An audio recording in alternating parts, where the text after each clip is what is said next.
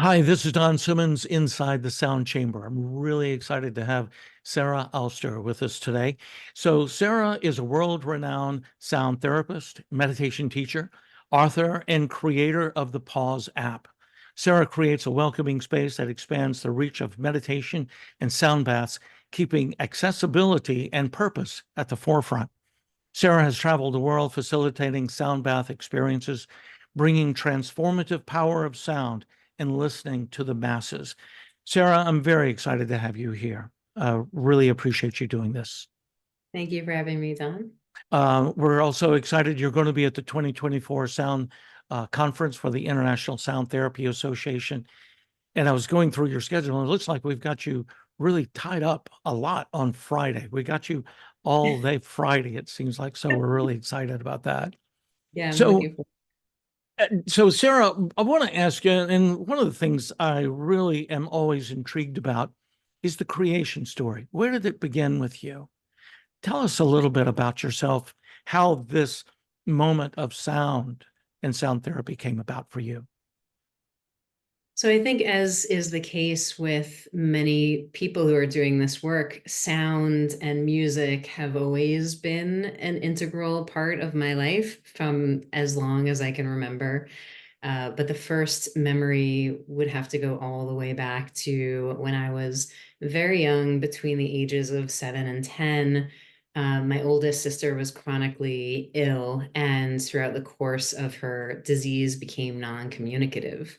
And so we spent a lot of time in hospitals as a family. We were there, and we would bring cassette tapes of her favorite artists and play them for her through headphones, and really see a connection in her eyes. It was a way that we were able to connect beyond words to Jennifer, but then also a way that we could connect as a family, just listening to music together around that time and through grief and loss, when she died when I was 10 Mm. years old.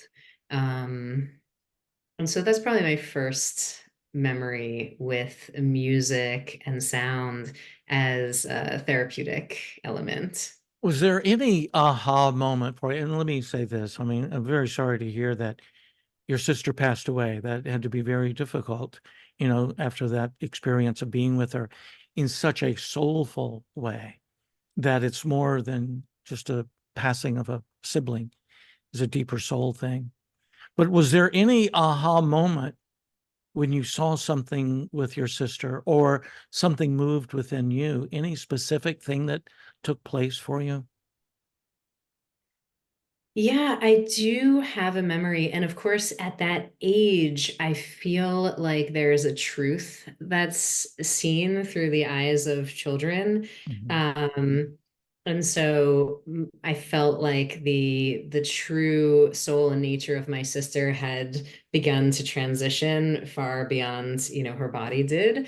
However, when I was that age and listening to the dissonance of the hospital sounds, the beeps and clicks and alarms that were going off when, something was going wrong, in contrast with the music that we were bringing in to the space. I think that contrast of those sounds, from those alarming sort of dissonant sounds to the her favorite songs and artists that we were bringing in, was really stands out to me in my memory.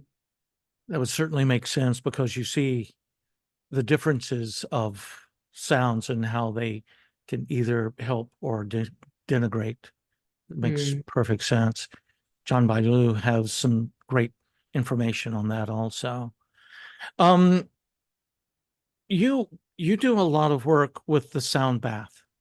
That's one of your main things. Now, you can give a sound bath for one, you can give a sound bath for hundreds, thousands.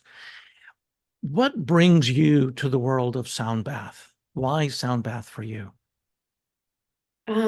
So I started, well, I mean, when I start sharing a piece of my story with you, I always feel like I want to go back a couple more steps to give some context.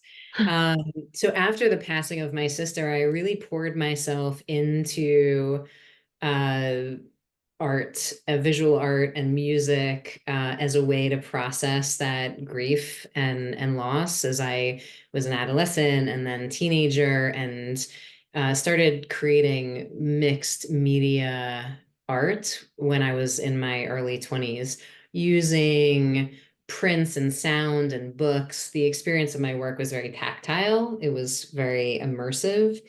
And when I was working in my studio, my artist studio in New York City, when I was 23, I heard a loud banging sound, which actually turned out to be the floor breaking underneath me.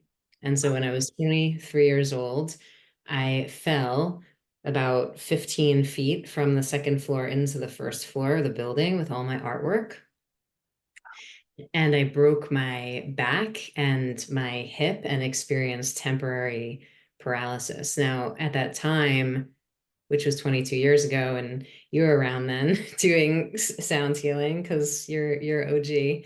But it wasn't so accessible. I mean, alternative complementary and alternative therapies weren't so accessible. And I really started to do a deep dive just because I was experiencing so much pain. And the doctors prescribed me oral morphine, Percocet, and I just knew, this is just killing my mind too. And so I started to explore chiropractic, acupuncture, magnet therapy, like anything I could get my hands on at that time, which was really difficult. And ultimately, I found my way into yoga and meditation pretty reluctantly.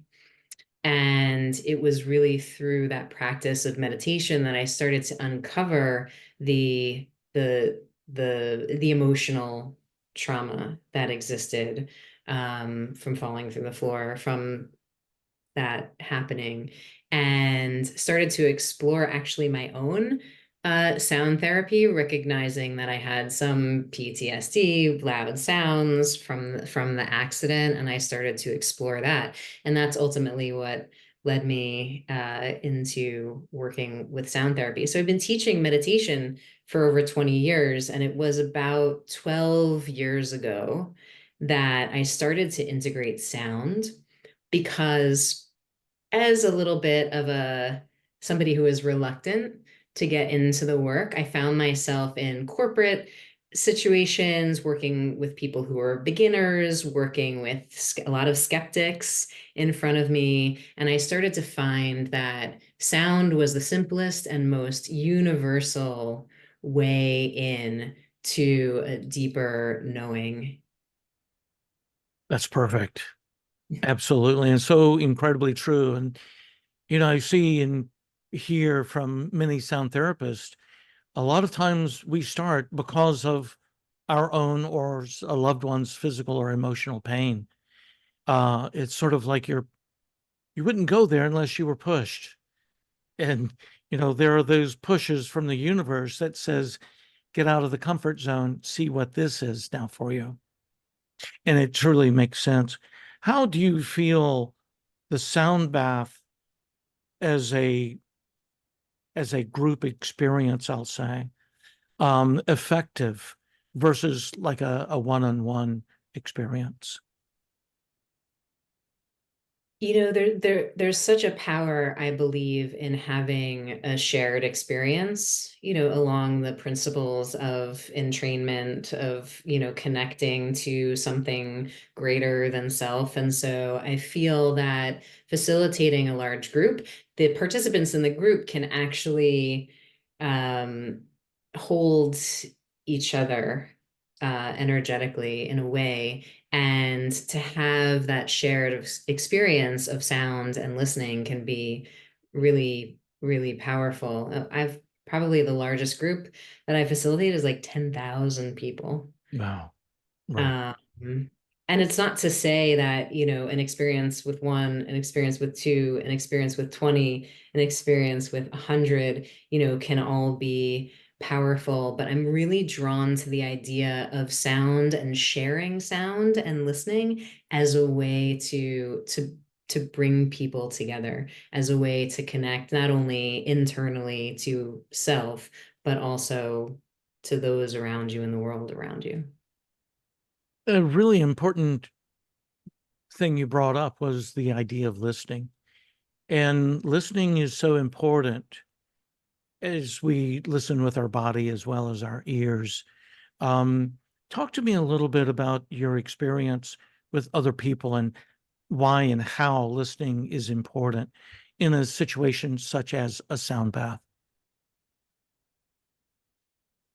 Well, I really feel that the guidance that I'm offering in a sound bath and how I guide people to an awareness of listening can really be a metaphor to how they're moving through their life and moving through the world.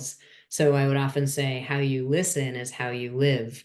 That kind of concept of how you do anything is how you do everything. So if you can bring your awareness really fine and subtle and focused as we do when we're listening in a sound bath experience, then you can take that out with you beyond the experience of the sound bath and implement it in your day to day. And it's what I find a lot from participants in sound baths. Suddenly they're noticing things they haven't before, like the way the sunlight comes in through the window in their office, and there's just such a greater appreciation of the beauty of life that comes when we listen deeply like that.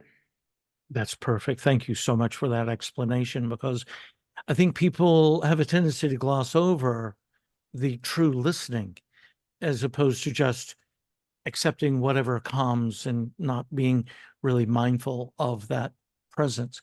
So you're going to be doing a couple of things with us at the conference, one of which is Friday evening, you'll be giving a sound bath experience, which we're looking forward to. I mean, it's going to kick off the whole conference right there. So this is really exciting. But the other is that you're going to be giving a presentation on the sound bath principles. Tell me a little bit about what people can expect to understand with this class that you're teaching or your workshop.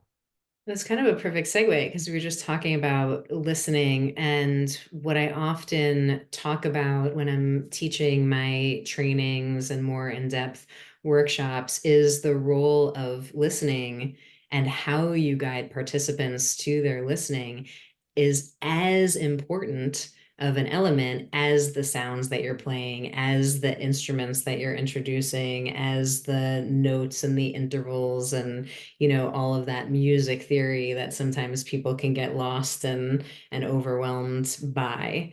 So that's just the general basis of this workshop that I'm looking forward to bringing to ISTA.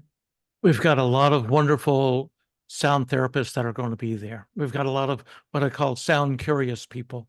Mm. And it's going to be a really wonderful experience to have such great teachers and leaders like yourself and some of the others that are there, really upping the game of sound therapy.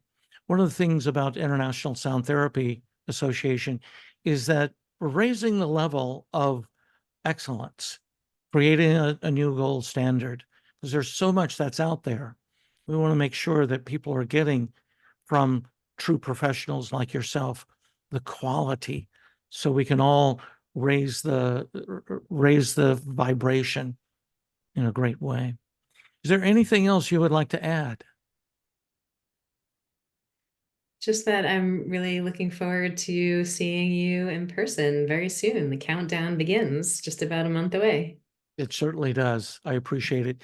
Looking forward to have you in beautiful Sarasota. I think you're really going to love it. Thank you so much, Sarah.